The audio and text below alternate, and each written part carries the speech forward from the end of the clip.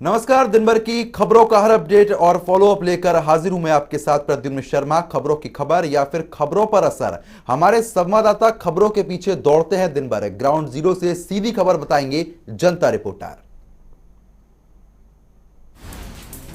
लखनऊ के eco garden में किसान महापंचायत का आज आयोजन किया गया था। इसमें किसानों की जो तादाद थी वो 1 लाख के तकरीबन पहुंच गई थी।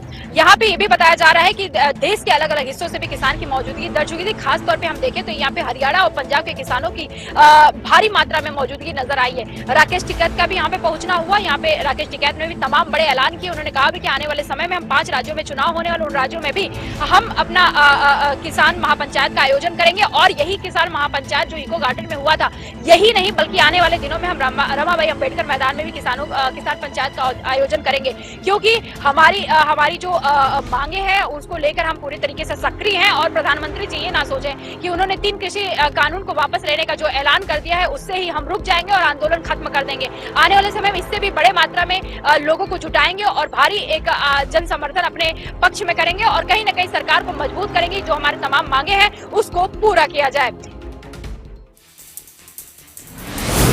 केंद्र सरकार की तरफ से कृषि कानूनों को वापस लेने के साथ साथ एक बड़ा ऐलान तो जरूर किया गया, लेकिन किसानों की तरफ से अभी भी संतुष्टि उनको नहीं हुई है।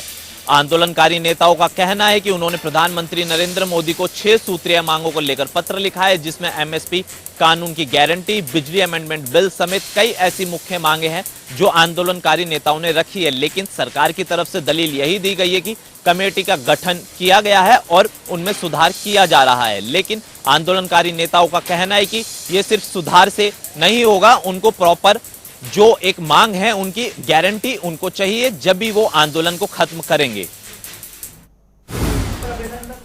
नए कृषि कानून के खिलाफ आंदोलनकारियों का आंदोलन अब कब तक जारी रहेगा? केंद्र सरकार की तरफ से नए कृषि कानूनों को वापस लेने का ऐलान किया गया है, लेकिन उसके बाद भी आंदोलनकारियों की तरफ से आंदोलन जारी है। आंदोलनकारियों ने प्रधानमंत्री नरेंद्र मोदी को 6 सूत्रीय मांगों को लेकर पत्र लिखा है। आंदोलनकारियों ने पत्र में एमएसपी गारंटी, कानून अधिकारियों और साथ ही साथ आंदोलनकारियों के खिलाफ दर्ज केस वापस लेने समेत मांगों को लेकर पत्र लिखा गया है। साथ ही कहा गया कि आने वाले समय में कार्यक्रम आंदोलनकारियों की तरफ से रखे गए थे वो सभी जारी रहेंगे, उनमें से किसी की भी तरीके का कोई बदलाव नहीं होने वाला। ग्रुप कैप्टन अभिनंदन को आज राष्ट्रपति रामनाथ कोविंद ने राष्ट्रपति भवन में सम्मानित किया। अभिनंदन की पहचान देश भर में एयर स्ट्राइक के हीरो के रूप में की जाती है। अभिनंदन ने मिग-21 से F-16 लड़ाकू विमानों को मार गिराया था। राष्ट्रपति भवन में जब राष्ट्रपति रामनाथ कोविंद ने अभिनंदन को सम्मानित किया तो पूरे हॉल में तालियों की गूंज सुनाई दी। इस दौरान प्रधानमंत्री नरेंद्र मोदी और रक्षा मंत्री राजनाथ सिंह भी कार्यक्रम में मौजूद रहे। वायुसेना के तत्कालीन विंग कमांडर अभिनंदन वर्धमान को राष्ट्रपति रामनाथ कोविंद ने वीर चक्र से सम्मानित किया। तत्कालीन विंग कमांडर अभिनंदन वर्धमान ने बालाकोट हवाई हमले के एक दिन बाद 27 फरवरी को भारत और पाकिस्तानी वायुसेना के बीच हवाई युद्ध में मिग-21 विमान से पाकिस्तानी लड़ाकू विमान F-16 को मार गिराया था। उन्हें इसी साल 3 नवंबर को ग्रुप कैप्टन के पद पर पदोन्नत किया गया था। अभिनंदन श्रीनगर स्थित 51 स्क्वाड्रन का हिस्सा थे और 27 फरवरी 2019 को पाकिस्तान की ओर से शुरू किए गए हवाई हमले को विफल करने के लिए उड़ान भरी थी। पाकिस्तान के आतंकी संगठन जैश ए मोहम्मद ने 14 फरवरी को पुलवामा में सीआरपीएफ के काफिले पर आत्मघाती हमला किया था, जिसमें भारत के 40 जवान शहीद हो गए थे। इसके बाद भारत ने 26 फरवरी को बालाकोट में आतंकी ठिकानों पर एयर स्ट्राइक की थी, जिसमें 300 से ज्यादा आतंकवादी मारे गए थे। बीती रात आर्मी एरिया के पास गेट के सामने हैंड ग्रेनेड फेंके जाने के बाद पठानकोट पूरी तरह अलर्ट पे है और पुलिस की ओर से जगह जगह पर नाके लगा के चेकिंग की जा रही है।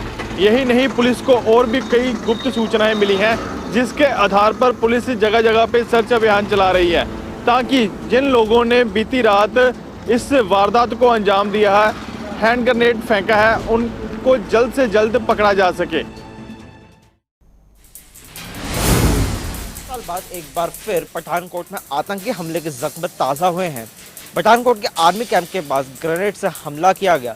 बीती रात 1 बजे अज्ञात बाइक सवार हमलावरों ने आर्मी कैंप के त्रिवेणी गेट के पास ग्रेनेड फेंका।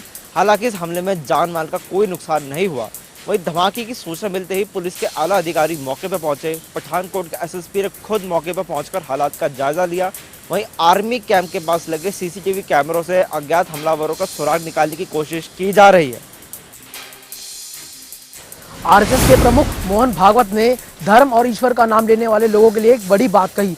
उन्होंने 2021 के संत ईश्वर सम्मान समारोह में ये कहा कि हम जय श्री राम का नारा लगाते हैं और हमें उनकी दिखाई राह पर चलने की भी जरूरत है। आरएसएस के प्रमुख मोहन भागवत ने बात बात पर धर्म और भगवान का नाम लेने वालों को लेकर बड़ी बात कही। संत ईश्वर सम्मान समारोह 2021 के आयोजन में बतौर वक्ता पहुंचे भागवत ने कहा कि हमें भगवान श्री राम का जोर से नारा लगाते हैं, लेकिन उन जैसा हमें बनना भी चाहिए। सच तो यह है कि हमें भगवान राम के दिखाए रास्ते पर चलने की भी बेहद ज्यादा जरूरत है। पंजाब विधानसभा चुनाव को लेकर सियासत अपने चरम पर है। वहीं इसी बीच पंजाब के मोगा में आम आदमी पार्टी के राष्ट्रीय संयोजक और दिल्ली के मुख्यमंत्री अरविंद केजरीवाल ने रैली करते हुए लोगों को संबोधित किया। इस दौरान केजरीवाल ने पंजाब में आम आदमी पार्टी की सरकार बनने पर प्रत्येक महिला को 1000 रुपए महीना देने का ऐलान किया। इस दौरान केजरीवाल ने पंजाब की चन्नी सरकार पर भी जमकर निशाना साधा।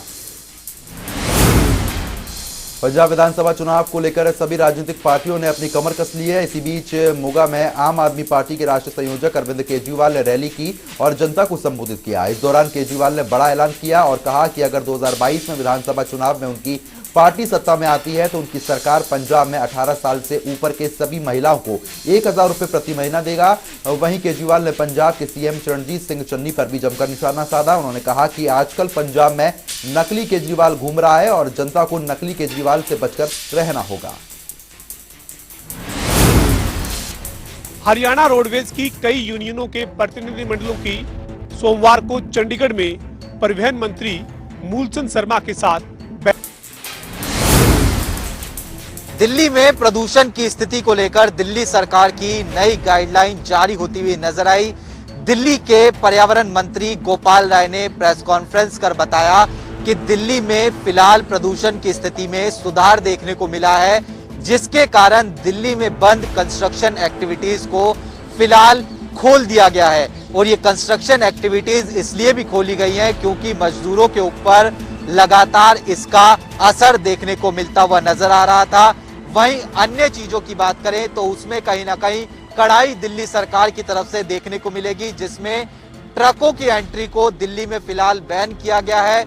इसी तरीके से तमाम जो शिक्षण संस्थान हैं उनको भी अगले आदेश तक फिलहाल दिल्ली सरकार की तरफ से बंद किया गया है। वहीं अगर बात करें तो 24 नवंबर को आने वाले समय में दिल्ली सरकार यानी पर्यावरण मंत्री गोपाल राय एक बैठक करते हुए नजर आएंगे और उसमें रिव्यू कहीं ना कहीं तमाम चीजों को किया जाएगा। अगर दिल्ली में प्रदूषण की स्थिति में इसी तरीके से गिरावट देखती हुई नजर आती है तो तमाम जो कड़ाई कार्रवाई की गई है उनमें छूट आने वाले समय में दी जा सकती है। देश में कोरोना वायरस के मामले लगातार दिन प्रतिदिन कम होते जा रहे हैं। पिछले 24 घंटों में कोरोना वायरस के 10,488 नए मामले सामने आए, तो वहीं 313 लोगों की मौत भी हुई है। इस खतरनाक वायरस से निपटने के लिए पूरे देश में वैक्सीनेशन का काम तेजी से चल रहा है। इसके साथ ही सरकार और स्वास्थ्य विभाग के कर्मचारियों की तरफ से पूरा प्रयास किया जा रहा है कि जल्द से जल्द सभी लोगों को दोनों डोज लगाई जा सके। साथ ही जनता भी स्वास्थ्य विभाग के कर्मचारियों का साथ दे रही है।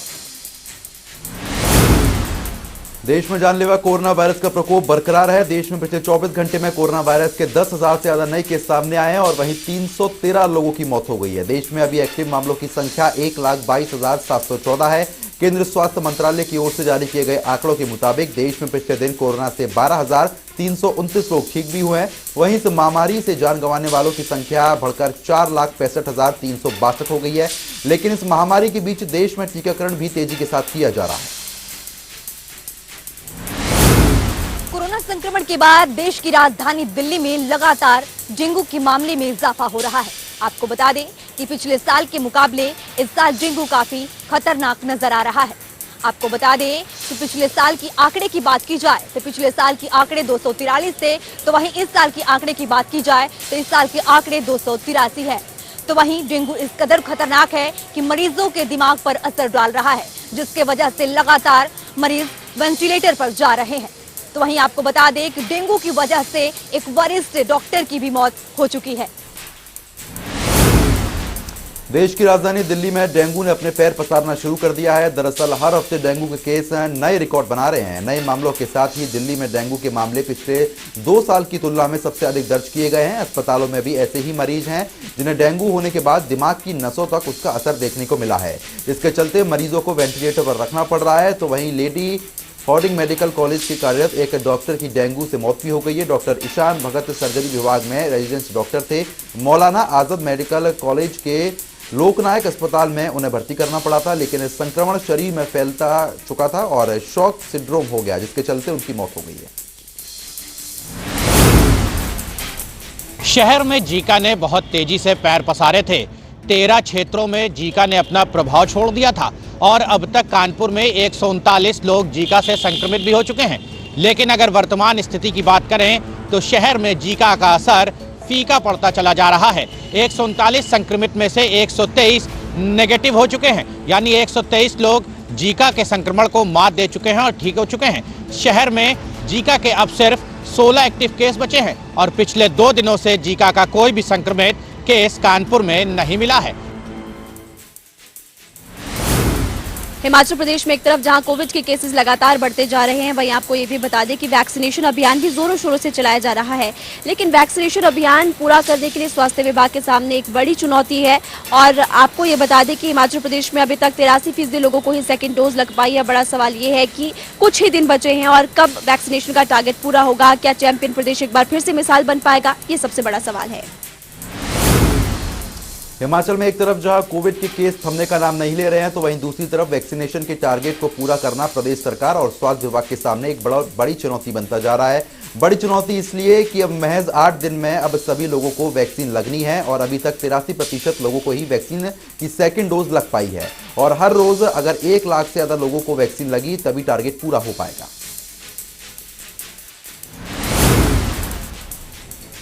हमीरपुर जिला के बड़सर विधानसभा क्षेत्र में कांग्रेस पार्टी द्वारा जन जागरण जनपद यात्रा का आयोजन किया गया, जिसमें कांग्रेस प्रदेश के सह प्रभारी संजय दत्त सहित नेता प्रतिपक्ष मुकेश अग्निहोत्री, बड़सर के विधायक इंद्रदत्त लखनपाल सहित काफी संख्या में कांग्रेस कार्यकर्ता मौजूद रहे। इस दौरान बड़सर बाजार में महंगाई और बेरोजगारी तथा जनता से अन्य मुद्दों को लेकर जन आक्रोश रैली का आयोजन किया गया और जन आक्रोश रैली में जमकर भाजपा सरकार की डबल इंजन सरकार पर निशाना साधा गया और इस दौरान काफी संख्या में कांग्रेसी कार्यकर्ताओं द्वारा भाजपा सरकार के खिलाफ जमकर नारेबाजी की गई।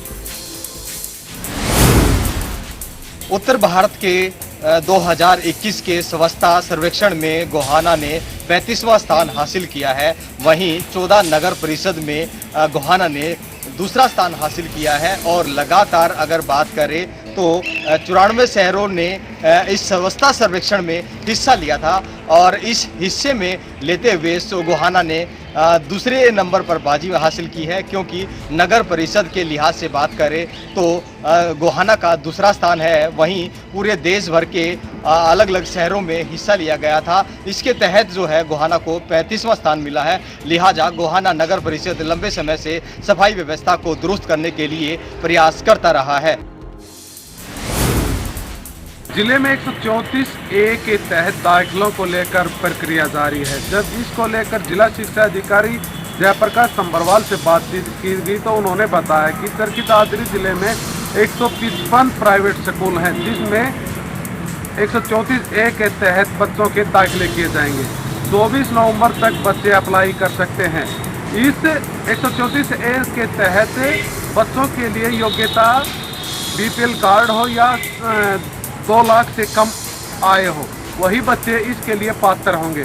आपको बता दें कि चरखी दादरी जिले में अब तक 1210 बच्चों ने 134A के तहत अप्लाई किया हुआ है। वहीं इसकी लास्ट डेट 24 नवंबर है और बच्चे लगातार फॉर्म अप्लाई कर रहे हैं। यह फॉर्म ऑनलाइन माध्यम से किए जा रहे हैं और 5 दिसंबर को इसकी परीक्षा आयोजित की जाएगी। उसके बाद 13 दिसंबर को स्कूल अलॉट किए जाएंगे।